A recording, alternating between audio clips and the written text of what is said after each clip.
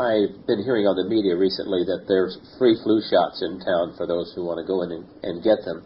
How will that news that we're hearing, or will it affect in any way the spread of the flu virus? Oh, it will be of great value to the spread of the flu virus. You see, your television is the most dramatic and effective influencer for illness that we have ever experienced in all of our non-physical days. For as we watch 1 hour of your television viewing, we are amazed at the amount of negative influence. Let us tell you how they assist you. Now remember, the creation of anything is to give thought to it, and then expect it, and it is. And so they show you the statistics, they tell you the horror stories, they stimulate your thought. And as you are being stimulated by the thought in great detail, you have the emotion, the dread, the fear, I do not want that. One half of the equation is complete. And then they encourage you to go in for a checkup or to come and get the free flu shots. Obviously, we know it is an epidemic, or we would not be offering the free flu shots, you see. And that completes the expectation or the allowing part, and now you are in the perfect position for the receiving of the flu or whatever it else is they are talking about. As they tell you, 1 out of every 5 has it, and you are probably the one, they scare you. They encourage you to give thought with emotion. And then they say, see your physician. And when you go to your physician, remember the intent of the physician is to find something wrong. Now you are expecting.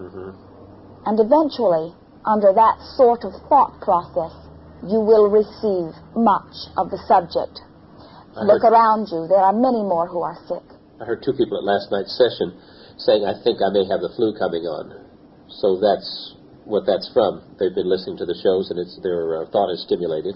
They have received some sensation that is not what they are used to. Perhaps a warning signal that they are a little tired. The weather has changed. They are a little colder. There are many reasons for changes in sensations. If you will learn to catch your warning signals at the early, subtle stages and use that warning as a stimulation to help you state what you do want, then you will never have to have anything that you do not want. Catch it while it's small. Sure.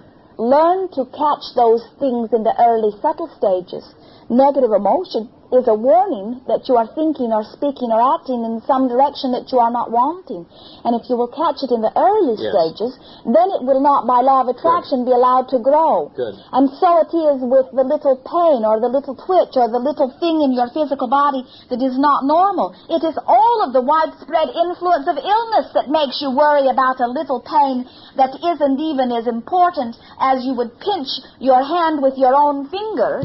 And yet, because it is something you cannot identify, you jump to the conclusion that there is something wrong, you add emotion to it, and you begin attracting, you see. Can the gnarled joints that some arthritic people have, or the memory failure or loss that some people seem to have developed, can that be resolved? Can be turned totally around at whatever age? Indeed, it can. It is not believed that it can be by most, but it is our knowing that there is no state of deterioration that cannot be resolved. If the wanting and belief are there. So a person just has to know that. That is correct. You know, I know I've consciously, on purpose, added muscle to my body back when I had little and wanted it. Can I consciously, or can any of us consciously add or detract bone from our body as well? You can, in the same way. The difference is that the current belief about the muscle is there. The current belief about the bone is not. True, I saw a man who had developed tremendous muscles, and I wanted that. It is something that many are doing. But I haven't seen bone changed. You see, that is the reason that you evolve so slowly as people. You must be convinced through belief that something can be because you see evidence of it. What we are wanting you to understand is that you need not see evidence in order to create it. Once you understand the law is absolute. So the challenge is being that pioneer, the first one out, From our perspective, it is wondrous to be the pioneer. When you understand that you have only to want it and allow it to be, and it is, then you're able to be or do or have anything that you're wanting, including perfect health, Yes. from state of great deterioration. Yes. But it is not always easy for you to sever yourself from the world that believes otherwise long enough to keep your thoughts focused upon what you want. But when you understand that from your state of being, which is your mental projection of self, Yes. that is the state from which you attract, Yes. then you will find yourself fighting to have 10 or 15 minutes a day to go into a workshop where you can imagine yourself in perfect state of health Yes. or prosperity or whatever else Yes. you're wanting. You see, what has been has nothing to do with what will be. And what others experience has nothing to do with what you experience. But you must find a way to separate yourself from all of that, from the past and from the others, in order to be what you want to be, you see.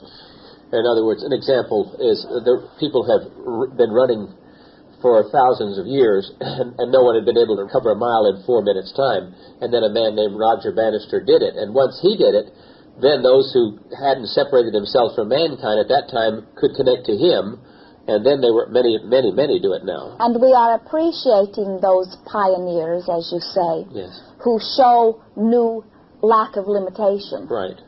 But still, Yes. that is going about it the hard I way. understand. Yeah. If you must wait for someone else to do something to prove to you that it can be done, in most cases, you will wait many more than one lifetime for your proof. Yeah. But when you accept that the law of creation is absolute, then you say, so I am sick, and so they say this disease is fatal. Yes. What I have just learned is that I am creator, not fate, not heredity, not what anyone else says, Right. but what I want makes the difference. Yes.